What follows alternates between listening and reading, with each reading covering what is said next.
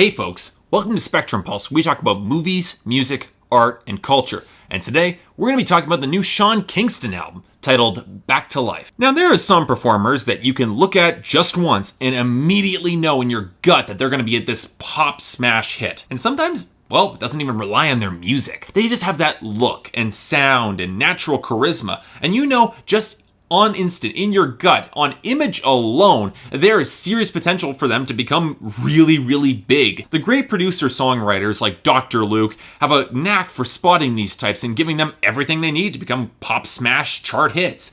Whether or not it's just songs that they've written or enormous overproduction to overlook the fact that they can barely hit a note. They smell money and they're gonna make a killing, and more often than not, they do make a killing. But with all that in mind, Sean Kingston doesn't seem to fit that mold at all. Not to be offensive, but the guy kind of looked a bit like a doofus back when he debuted with his self-titled album in 2007, and just seemed to have some of that wide-eyed naivete that didn't exactly strike me as the look of a professional. Now, there's a reason for that, and one I don't exactly blame on him. He made those first two albums when he was a teenager, when he was my age, and it shows. But he seemed like the kind of performer who was also very much aware of the fact that he didn't quite belong in the pop landscape, and really was just riding out his time in the spotlight for as long as he could. And really, that's a bit of a shame because he wasn't a bad performer, particularly for his age. I liked Sean Kingston. He had a distinctive voice and had some occasionally interesting songs. Furthermore, he brought a welcome touch of reggae to the mid to late years of the first decade of the 2000s that I definitely appreciated. He gave him some personality and helped him stand out. Yeah, most of his songs had the reek of J.R. Rodham behind them, but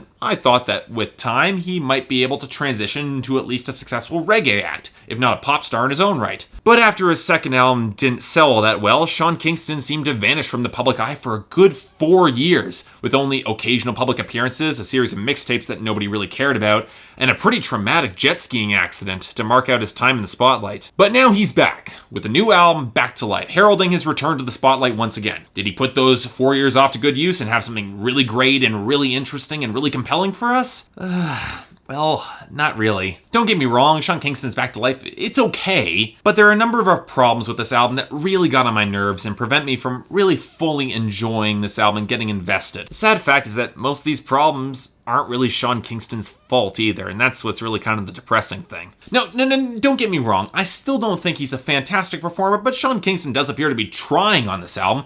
There are moments where some of his Caribbean flavor does leak away in favor of a more generic R&B sound, but I was grateful for the moments where he did attempt to infuse his music with more of a reggae flavor through his vocals. It doesn't happen as much as I'd like, and it's a far cry from what Snoop Lion did with Reincarnated, but it's at least there, and it gives Sean Kingston a unique sound. And on the topic of a unique sound, there are some pretty decent grooves on this album. The highlight for me was Smoke Signals, courtesy of Red One, but there are small moments all throughout the album that I really liked. Little spots of piano and acoustic guitar that balance well against Sean Kingston's voice. Yes, it is a complete throwback to the mid to late 2000s period when Sean Kingston was big, but it's a better step for him to take than to try to adapt to a trap sound that would do Sean Kingston no favors whatsoever. If I'm going to take issue with anything here, it'd probably be in the production. It's very much pop, and thus it's kind of flat, not really allowing the instrumentation to have a lot of texture or depth or feeling, which is disappointing to me because it doesn't really enhance Sean Kingston's unique characteristics as a performer. And it also doesn't help matters that most of the guest stars kind of phone it in. T.I.'s verse on the title track seems like it was lifted from the title track of his album, No Mercy, and seems to be repping more for T.I.'s music than anything for Sean Kingston. And then Wale and Wiz Khalifa both filled their verses with pretty lazy punchlines that don't really do much else other than fulfill contractual obligations. Now, fortunately, Busta Rhymes does go hard,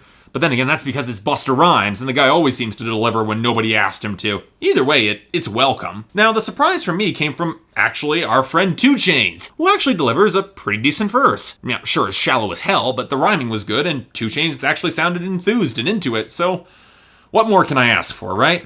But now we have to get to the two big problems with this album, and let's start with the smaller one, the lyrics. I've got to be honest, but the songwriting, well, not terrible, really did nothing for me on this album, as it's just a series of love and dance jams that we've all seen before from Sean Kingston. Yeah, there are a couple of witty lines that I liked, but they're held back by entire songs like Beat It, where Sean Kingston actively encourages a girl to cheat on her boyfriend and get with him so he can Beat It. Now, this is already a nasty and kind of unpleasant implication already, but then it's only augmented by the fact that the guest star that Sean Kingston recruited for this song is goddamn Chris Brown, who sings the lines with such smug superiority that it just makes Sean Kingston come across as a naive idiot for recruiting him, of all people, for this recording. I've almost run out of rage for Chris Brown, but at this point I'm listening to this album and I'm just wondering whether or not Chris Brown is just trolling us, and either way, doesn't sound good at all. It's definitely the nattier of this album. But putting that song aside,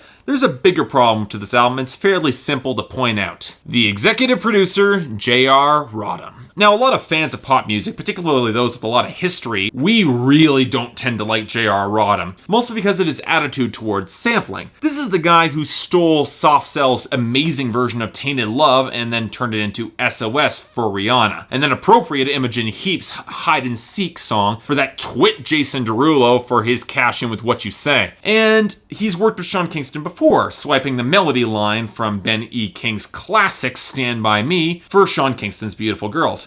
Now, keep in mind that I'm not really against sampling, provided that there is appropriate recontextualization, or it's done in an interesting way, like with Eminem's use of Dido's Thank You for Stan, or basically everything the Beastie Boys ever did. But with J.R. Rodham, too often he just takes the melody line and beat of the song and just doesn't do anything all that interesting with it. And when he does that, it feels like it's barely above stealing. And sure enough, we get the same sort of theft on this album with tracks like Ordinary Girl, which, funnily enough, is basically a direct lift from Ordinary World by Duran Duran. And sure, it sounds good and it works well with Sean Kingston's voice, but the lift is so blatant and it's so immediately recognizable that it just shatters my immersion of the album for me. My thoughts change from, ooh, that's a catchy song, I like that, to, oh dear Christ, J.R. Rodham is sampling again. And instead of enjoying the new track, I'm stuck thinking in my mind where the hell I know that melody from. And as soon as I figure it out, I'm just left disquieted and really kind of annoyed. It made it very hard for me to enjoy the rest of this album because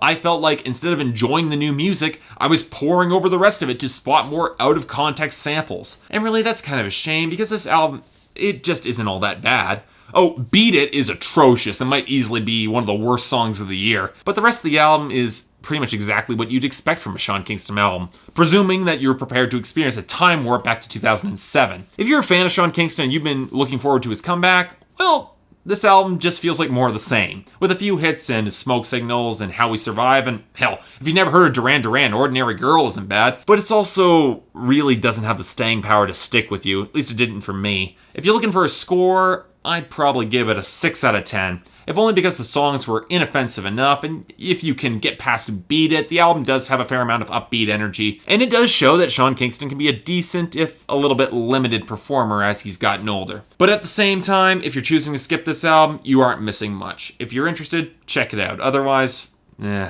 So yeah, thank you for watching. If you'd like to like and subscribe, I'd be more than grateful for that. Also, if there's anything that I could have done better in this review, I'd like to hear from that as well. Otherwise, see you next time.